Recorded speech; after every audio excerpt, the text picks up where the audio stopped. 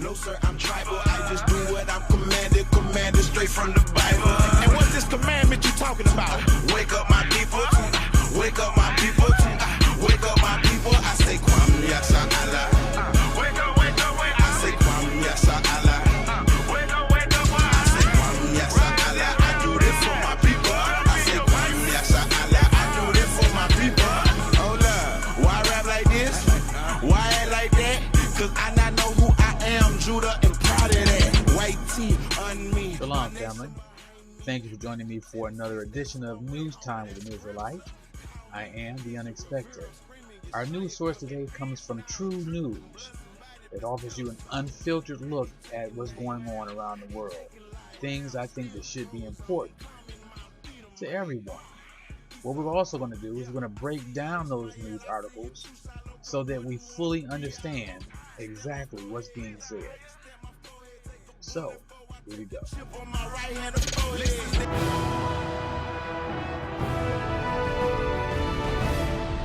With this True News video update, I'm Kelly Sloan.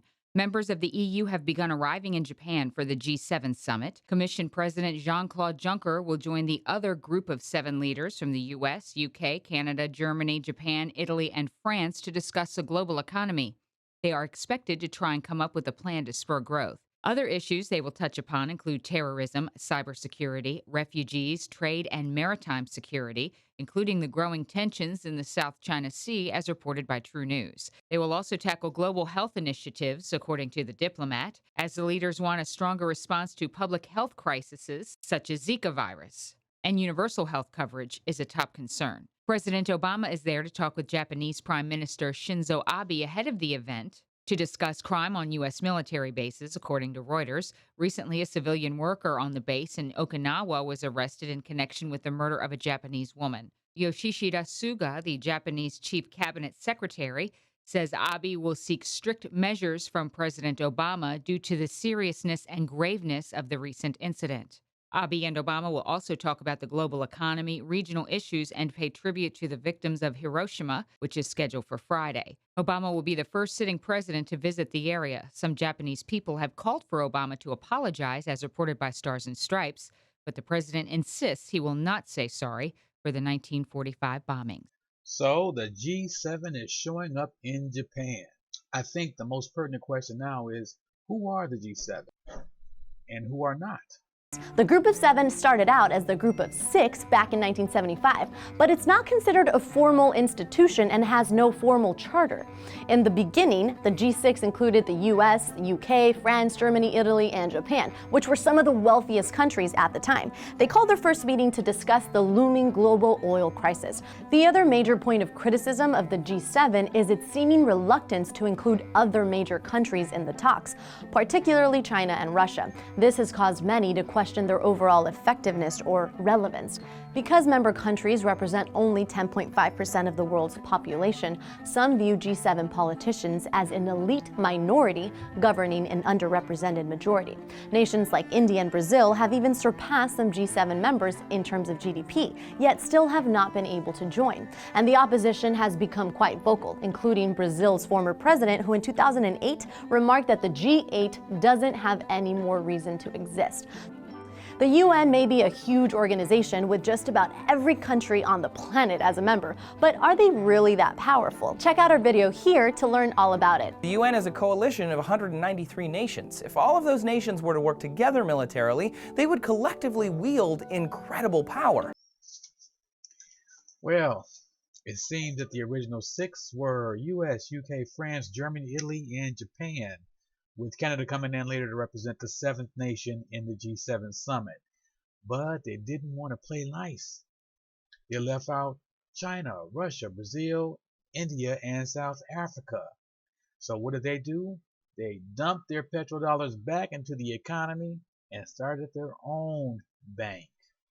So what are BRICS countries?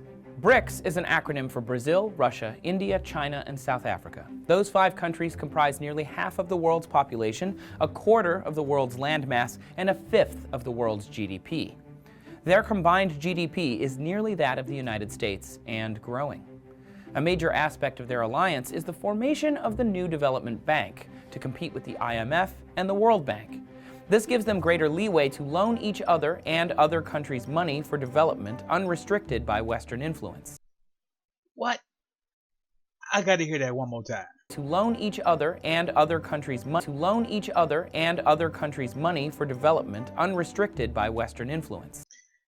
Okay, so you're telling me that these 5 mega countries got together, dismissed the International Monetary Fund and the central banks of Rothschild so that they could loan other countries and themselves money without the hindrance of Rothschild influence. This could be a problem. Wow. Okay, you know what? I'm going to cut this off here and move on to the next story. But you stewing there for a little while. These nations ain't joking.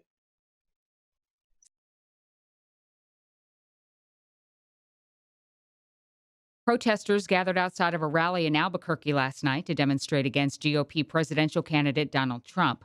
They threw rocks and bottles at police as they tried to storm the convention center by knocking down barricades and breaking glass. Several officers were hurt. The agitators carried signs that read, "Trump is the face of white supremacy," and "Fascism not welcome on native land." But the signs weren't handwritten on poster board. They appeared to be pre-produced. On the bottom, they said pslweb.org. PSL is an acronym for Party for Socialism and Liberation, which is funded by George Soros, according to the conservative Treehouse. Soros. Why does that name sound so familiar? George Soros is a thug who's deployed as an economic hitman for the British Empire. He was trained at the London School of Economics and later picked up by an associate of the Rothschilds. He will then use the funds handed to him to launch financial warfare, stealing billions of dollars, and then, using some of these proceeds, finance programs such as drug legalization, euthanasia, and political cults such as MoveOn.org to destroy a nation's ability to resist imperial rule. But of course, Soros' demented thinking should not solely be attributed to himself, but rather, it was partially generated by his handlers during his formative adolescent years. These are pictures from 1944 of what happened to George Soros' friends and neighbors. You're a Hungarian Jew who escaped the Holocaust by posing as a Christian. Right. And you watched lots of people get shipped off to the death camps. Right. I was 14 years old. And I would say that that's when my character was made. In what way? That one should think ahead. And one should understand and anticipate events. And when one is threatened, it was a tremendous threat of evil. I mean, it was a very personal experience of evil. So Soros manipulated his way through World War II. Got connected with the Rothschilds because he was already an Ashkenazi and a Zionist, and now he works for them in America. So it makes you wonder, what is the overall objective of the Zionist Jew working for Rothschild? What sort of a financial deal should Obama be seeking to strike when he travels to China next month? No, I think this would be the time, because you really need to bring China into the creation of a new world order, I really hope you understand what you just heard. And now that gives you a better understanding of why the BRICS nations are doing what they're doing. They are going against the Rothschilds. They're going against the Zionist movement. The 5 nations that make up BRICS are going against the Zionist movement. And this includes Russia. They're going against the Antichrist. Now let's continue on with the news. They believe capitalism is the source of the main problems confronting humanity today, as stated on their website. Other Soros-supported groups that were present included the Red Nation. Soros also puts money into Priorities USA Action, which supports Hillary Clinton. The super PAC has raised $8.6 million and plans to use some of the money to pay for negative ads against Trump. Some of its high-dollar donors include Haim Sabin, co-owner of Univision, Alex Soros, and David E. Shaw, former hedge fund manager and current chief scientist of the medical research firm D.E. Shaw Research. This is part of an ongoing plot to start violence at Trump rallies and make it appear spontaneous. The protests that popped up in March at Trump events were also funded by Soros's money, as reported by True News. The resort town of New South Wales, Australia, has been bombarded with thousands of bats, trapping residents, but the government has been slow to respond. Swarms of bats set up shop a few years ago, but the population has now tripled, and since the Australian native bat is a protective species, they cannot be extracted. One local resident, Kent Lewis, in a Reuters interview, said that every morning he has to wash the deck and the car. The animals have caused power outages, and tourists are now vacationing somewhere else. Property values are on the decline. The local government recently issued a state of emergency and has forked over $1.8 million to help officials disperse the bats, according to Global News. Animal rights activists say smoking out the bats, clearing vegetation, or drumming up noise will not motivate the animals to leave, and that people should just wait it out. They don't seem concerned about the problem it's causing for residents, especially in Bateman's Bay. New South Wales Environment Minister Mark Speakman said that many residents are complaining because they feel like they're prisoners in their own homes. They can't go out, can't open the windows, and have to have the air conditioning on all the time. Residents in China are also feeling trapped as sandstorms have wreaked havoc in the Inner Mongolia Autonomous Region. The most recent dust-up was about 328 feet high and lasted more than 40 minutes. Visibility was about 32 feet. People were forced to close windows and doors and advised to stay inside. Sandstorms can cause an enormous amount of damage to property and animals. Hillary Clinton broke the rules in her use of a private email server while serving as Secretary of State. That, according to a report by the State Department's Inspector General. It found Clinton's use of private email broke government rules and was not approved by security officials within the department. Clinton's use of a private email server for government purposes has prompted several investigations, including an ongoing probe by the FBI.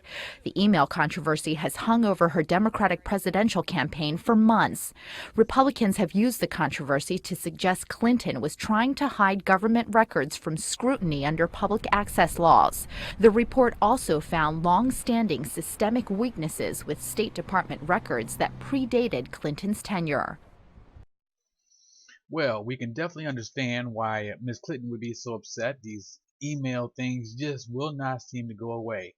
I think the question would be, who's actually mounting this attack against Hillary Clinton, since Soros is mounting the attack against Trump? Okay, now we understand that Trump is not going to cooperate as a puppet for Rothschild. However, Hillary, whom Soros is fighting for, represents the puppets. So, who's mounting the attack against Hillary? As for the bats, what they are failing to tell you about the bats is that it is Australia's largest bat. This is the Australian flying fox. Now, I'm not going to say how big it is because I don't think it's important. If you look at the pictures, you will see it's a huge bat. Also, they're not telling you that these bats are vegetarian and require large areas of coverage where it's cool. They have to be in cool areas because they are big and they are black. So they would overheat in a second if they're not in an area that's covered and cool. They're not telling you that Australia is among one of the world's wealthiest nations, yet it is a relatively small human population of 22.5 million, has been responsible for extensive deforestation and forest degradation since the European settlements back in the late 18th century. Now, despite most, which is 75% of Australia's 7.6 million kilometers, being covered in inhospitable deserts and arid lands, generally unsuitable for forest growth, the coastal periphery has witnessed a rapid decline in forest coverage and quality, especially over the last 60 years. So it is their fault that these bats have come out of wherever they've been and have ended up in their cities, because they have little respect for the natural resources of the island, and they're reaping their consequences. The sand desert or the sandstorm, yeah, that sucks too. Nothing we can do about that. Let's keep an eye on this political arena. Find out what's happening.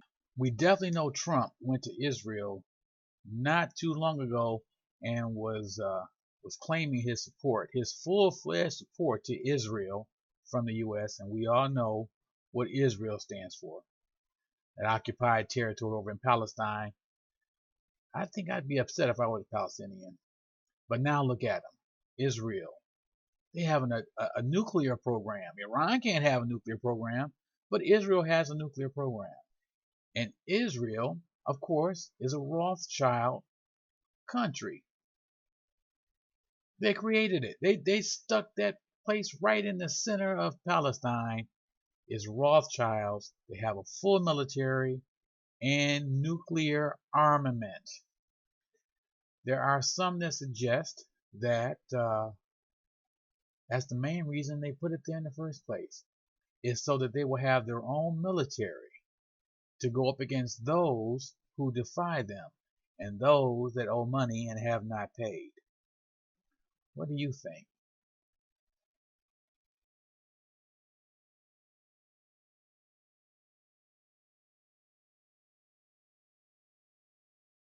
The state of Texas has filed a lawsuit to stop the Obama administration's transgender bathroom directive. Governor Greg Abbott made the filing public in a Twitter message Wednesday.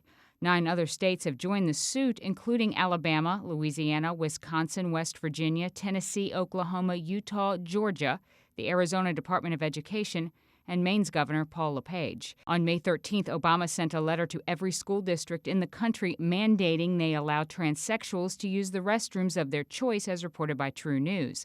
It was suggested the schools failing to comply could lose federal aid. Before the Obama directive, Texas Lieutenant Governor Dan Patrick blasted the superintendent of the Fort Worth Independent School District for requiring schools to allow transgender students to choose the bathroom matching their gender identity. North Carolina is also battling Obama's Justice Department after it passed a law requiring transgenders to use the restrooms corresponding to their sex at birth. It applies to schools and public places, as reported by Reuters. The federal government claims North Carolina is violating the Civil Rights Act. Abbott, who is the former Texas Attorney General, said Obama is acting outside of the Constitution. He said the president has no authority to enact laws whatsoever, and that several times Congress has taken up the issue of whether to expand the Civil Rights Act and Title IX and whether or not to include transgender. Both times, Congress has decided against it. Ever since the North Carolina law was passed, the issue has caused a heated debate. Mississippi approved a similar measure. With this True News video update, I'm Kelly Sloan. As for this transgender crap that's going on, I really see it as being propaganda. It's being a smokescreen for something else that is really happening. And so I'm asking that we keep our eyes open to what else is relevant, what else is important, what else is going on. I don't see this transgender crap as going anywhere. So what else is going on? That's going to conclude our news time. I'm going to tie this up because I need it to be short. People are saying that it's too long. So, shalom. Stay informed. Peace. He taking names, he taking lives, still toes on, climbing Mount Dynamite.